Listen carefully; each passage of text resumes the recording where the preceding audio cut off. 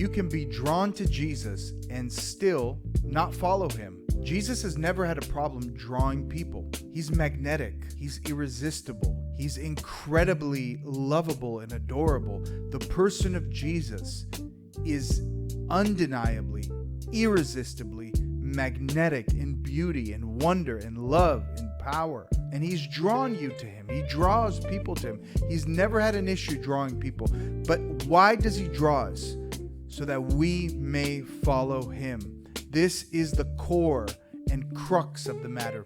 You may be drawn to Jesus. You may have been pulled to him in this time in your life or in some season of your life. But have you surrendered? Have you given your life to him? Let's awaken the world to Jesus. That's what we're going to talk about in this teaching. Hey everybody, I'm Daniel Elijah Giliana, and this is Awaken to Jesus TV, where we declare the beauty of the Lord to you and how wonderful he is. So here we are in this teaching. Jesus attracts you near to him, but following him determines if you remain with him. Remember, Jesus came by many people in the Gospels and he would say, follow me. And many people didn't. Many people did. Many people were drawn to him because he was just wonderful. His miracles, his presence, the aura of his light just shining around him. Multitudes wanted to know about him. Pilate said, Herod said, I've been wanting to know more about you. They've been inquiring of him. Leaders, kings, governors, the poor, the rich, the blind, the naked, the maimed, the hurt, the sick, the lost, the lepers.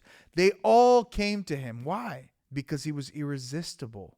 But see, there's a danger if you don't understand that he requires more. Let's go to Luke chapter 9. I'm going to open it here in my Bible and read. What does Jesus require from us once we are attracted to him? Once he pulls us to his presence. Luke 9 verse 23 says this, and he said to them all. Now this includes you. And when he said to them all, he is still saying to you all right now. He's saying to you these words. If any man will come after me, let him deny himself and take up his cross daily and follow me. Well, why would you come to him to even want to come after him? Have you ever thought about that? Why does a soul want to come to him? Because he's magnetic Jesus. He is the magnetic Son of God, the perfect man. And he draws you to himself. He said, if I be lifted up, I will draw all men to me. But he doesn't draw you just so you're pulled.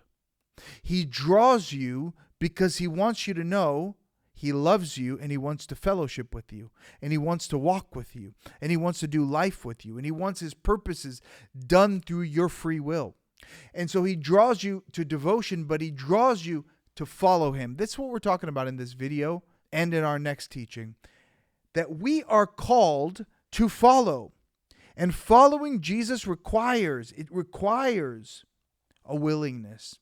If any man will come after me, that's a will come after me. Your will is included, so decision. Let him deny himself. This is the requirement. Once you are drawn to Jesus and you say, yes, I'll follow you, now you're called to self-denial, not self-abuse, not self-harm, not a life of poverty. That's not what he said.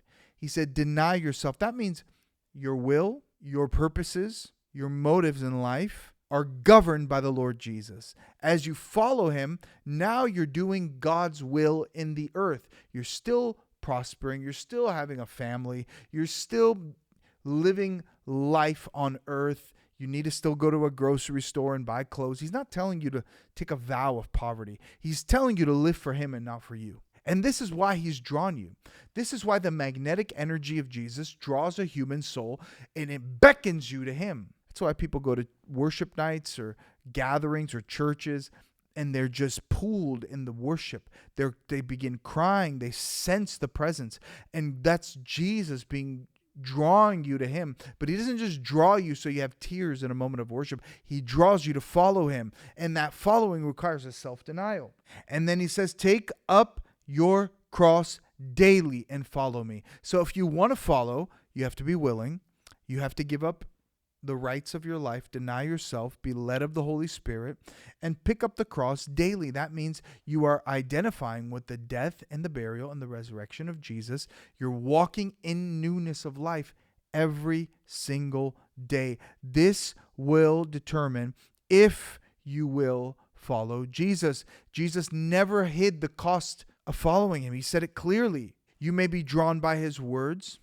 You may be drawn to his words. You may be drawn to his works. But following Jesus means you're embracing his way. And he said, I am the way. So you're now daily embracing him. You're not just drawn to the Bible. Oh, I want to pick up a Bible and read. Great. A lot of people read the Bible, go straight to hell. A lot of people are attracted to Jesus, go straight to hell. A lot of people confess, oh, he's touched me. I go to church, straight to hell. Why? And I'm not saying that to be hard. I'm telling you that because without fellowship and union with him, we have nothing. We're called to follow. He made it very clear. Do you want to be drawn to Jesus or do you want to follow Jesus? Because he draws you to follow. But how many people don't embrace that call? In John 6, for example, the crowd was drawn to Jesus by bread and miracles. Thousands of people, estimates of upwards of 20 to 25,000 people, Jesus fed with a lunch, one lunch plate.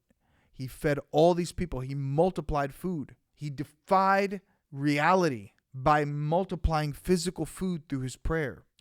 But these people left when Jesus spoke of himself as life in John 6:66. After this, many of his disciples turned back and no longer walked with him because he started saying, if you don't eat my flesh and drink my blood, ye have no life. He started calling them to the communion. He started calling them. Why are we called to the communion table? Because the communion table brings you into communion with the Lord so you can follow him and live in a life of worship and prayer. He doesn't just call you to eat the sacraments and walk away and live for yourself. He calls you to partake so that you're walking in the presence. It's about union. This is why you need to be awakened to Jesus so you can follow him. Now, his magnetic presence drew many, but attraction without surrender eventually collapses. Thousands of people, after he fed the 25,000, they began saying, we're going to make you our king. But a little bit later, if you keep reading, they walk away from him. People were attracted but not devoted. Attracted but they didn't follow. And that's the difference with you and I. Jesus doesn't chase the people who leave. Remember this.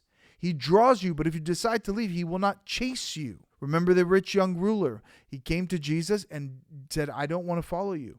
First he said, good master, what do I do to inherit eternal life? Jesus said, keep the commandments. The rich young ruler said, I kept them all. He said, one thing is left. Sell everything you have. Deny yourself. Pick up your cross. Follow me. The young rich ruler walked away because he loved his possessions more than Jesus. But Jesus didn't chase him. And he doesn't chase you if you walk away willingly. If you come face to face with him and he touches your life and you say, no thanks, he won't chase you. But you will feel the absence of that grace on your life. But he turns and asks you a question. And this is what he did in John 67. He said to his disciples, because thousands of people walked away, he looked at them and said, do you want to go away as well? Do you want to leave also? And Peter said, Lord, to whom shall we go? You alone have the words of eternal life. But he'll ask you that question. Do you want to leave as well? Do you want to live for yourself as well?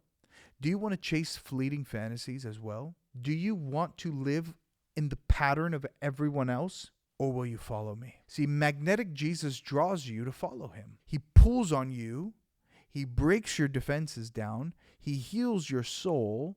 He lets you feel his love so you can follow him in surrender. This is the life of Christianity. This is the life in the Spirit. Following Jesus is always a choice. It's a choice. You have to give your will, even if he empowers you to follow him, because you don't follow in your own power or strength, because we're weak, but he makes us strong. He gives us grace, but we still have to choose. It's a lie to say he chose you and you never chose back. That's a lie. He may have chose you, and he does, but you choose back. Following is always a choice. You're never coerced. He never manipulates you. He never forces you. He tugs on your heart, draws you with love, magnetizes you to his presence, and then you look at him and say, I will follow. And that's what Peter said. Peter's response revealed what keeps you staying. And that was John 6:68. John 6:68. Peter responded, Lord, to whom shall we go? You alone have the words of eternal life. Jesus is the only one. He said, I am the life. The followers of Jesus are not those who understand everything. They are those who have seen enough to stay. Has he touched you? Has he revealed himself to you? Do you know he died for you? Do you know he rose from the dead? Do you know the scriptures to be true?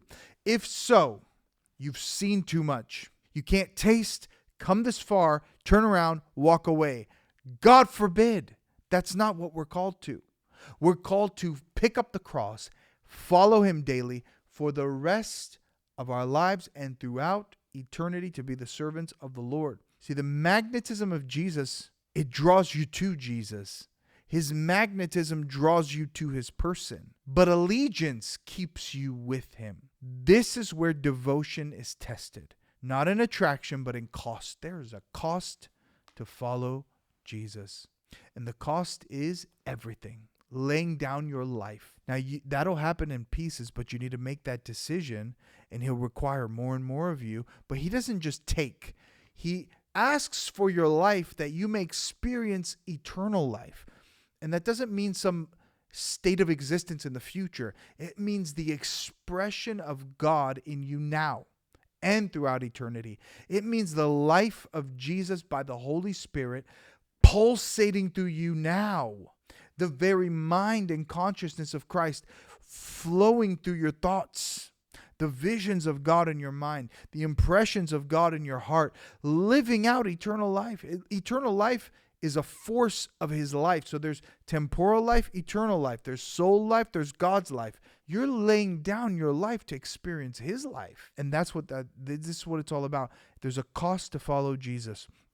The scriptures describe true followers of Jesus plainly. Revelation 14:4 says this, these are the ones who follow the Lamb wherever he goes.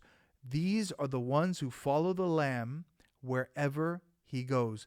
This is the secret to following Jesus. Not selectively following him, not seasonally following him, not occasionally following him, not church attendance on Easter and Christmas. No. Wherever he goes, we follow. The Lord Jesus may lead me somewhere. He will never lead you, but I have to follow where he leads me. To the people, the places, to the prayer closet, to the church, to the word. Let him lead you. And wherever his presence leads you, this is what you're going to be required to give account. Did you follow? Did you surrender? What did you do with Jesus Christ? Not was he revealed to you. Yes, he was unveiled. He's magnetic. He calls me to devotion in union. Now he's calling me to follow him in total surrender. There's a cost. You may want Jesus close to you, but following him means letting him be the Lord of your life and the governor of your soul. See, a lot of people want Jesus to forgive their sins. They want the work of the Savior, but they don't want the work of the governor and the Lord within.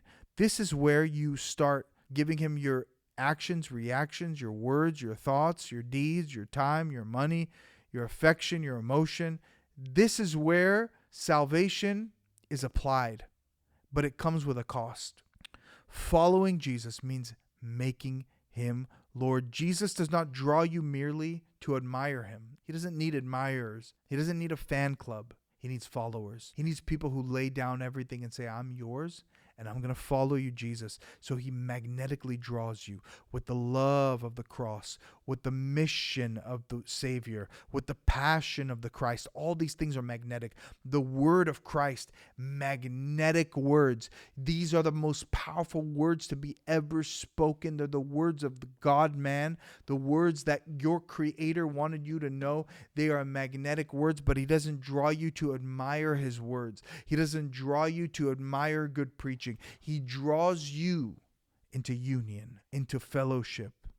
And that fellowship is a life of following the Lamb wherever he goes, or whithersoever he goes, as the King James says. He draws you to follow him. Attraction to Jesus may bring you near, but following determines whether you stay. I've seen a lot of people start with a strong commitment into water baptism, only to shortly thereafter go back to their old life, only to shortly after go back to the ways of the world.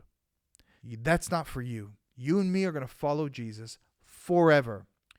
And if you believe that, type amen in this thread. Well, this teaching, I could take you much deeper, but I don't have more time or content in this video, but I have something free for you. It's called the Magnetism Map, and it talks about the magnetism of Jesus, and it's a free resource that I want everyone to have. All you have to do is go to the website awakentojesus.tv and subscribe to the newsletter, and you'll get it there. And it's a short scripture anchored orientation of all the concept of the magnetism of Jesus, the attraction of Jesus, why he draws you, what to do, how to respond, free to you so you can grow with the Lord. And and you could stay on the newsletter and stay connected to the ministry and to the Lord. And it's my purpose that men and women become awakened to the beauty of Jesus Christ. He's the most beautiful person. There's no one like him. And he's irresistible when you truly see him, but you have to be awakened to see him. And we're all about winning souls, making disciples, and building the body of Christ around the world through media and in-person events. And I want to invite some of you who are stayed to watch till this part of the video to become monthly ministry partners, to support the ministry with your financial gifts, and to give so that we can do more through this ministry. Because without your prayers and your support, we can't go as far as we want to go. So join us today. Become a partner with Awaken to Jesus. Let me pray with you. Thank you so much for subscribing. Please like and share this video. Lord Jesus, I thank you for your people. I pray you bless them. I pray you give them power and clarity to walk with you. I come against all the works of Satan. I rebuke every demonic power, blinding or confusing the souls watching this video who want to follow you, Lord Jesus, but are being deceived. Lord, I declare a generation, a Jacob generation that seek your face, that love you, that forsake all and follow you. Let them be raised up through this ministry and through these teachings. Bless everyone who watches this in Jesus' name. Thank you for watching. I'm Daniel, and I'm praying for you guys. Awaken the world to Jesus. I'll see you in the next teaching.